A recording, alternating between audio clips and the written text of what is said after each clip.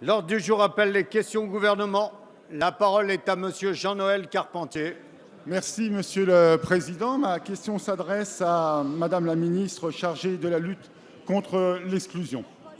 Madame la ministre, dans quelques jours, le 17 octobre, nous allons commémorer le 30e anniversaire de la Journée mondiale du refus de la misère. Cette journée, instaurée en 1992 par l'ONU, a l'objectif de dire que notre monde ne peut pas être satisfaisant tant que des hommes, des femmes, des enfants, des millions de familles à travers le monde vivront dans la pauvreté. Cet appel à la solidarité, Madame la ministre, et à l'action, nous le devons au fondateur d'ATD Quart Monde.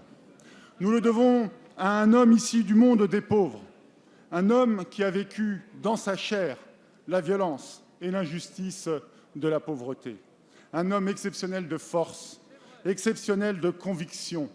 Cet homme est français. Cet homme, c'est le père Joseph Wresinski. Madame la ministre, Joseph Wresinski est décédé en 1988.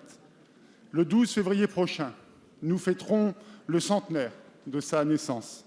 Je me félicite que votre gouvernement ait inscrit cet événement au calendrier des manifestations nationales. C'est un geste de reconnaissance très important. Mais Madame la ministre, au-delà de cet hommage légitime, pouvez-vous nous dire comment la République peut se rassembler dans ce combat contre l'exclusion et la pauvreté? Car malheureusement, ce combat doit continuer. Je vous remercie. Merci. La parole est à madame Ségolène Neuville, secrétaire d'État chargée des personnes handicapées et de la lutte contre l'exclusion. Merci, Monsieur le Président, Mesdames et Messieurs les députés, Monsieur le député Carpentier. Merci pour votre question qui me permet de vous confirmer.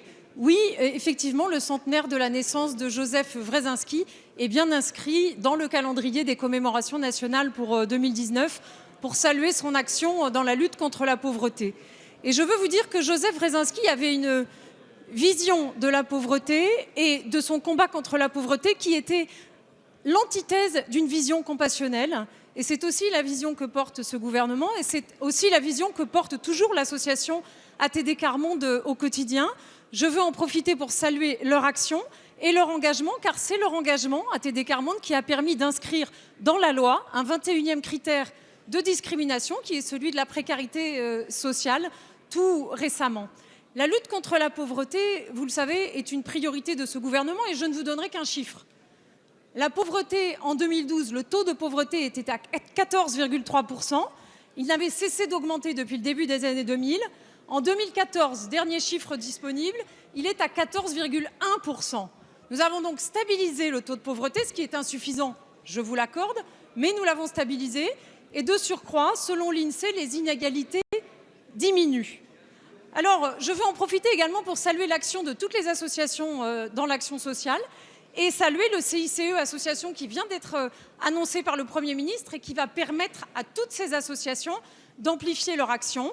Je veux aussi préciser que la vision que nous avons de la solidarité dans cette majorité et au gouvernement n'est pas la même que celle portée par la droite et l'extrême droite, puisque nous ne considérons pas que les pauvres, que les personnes précaires sont responsables de leur situation.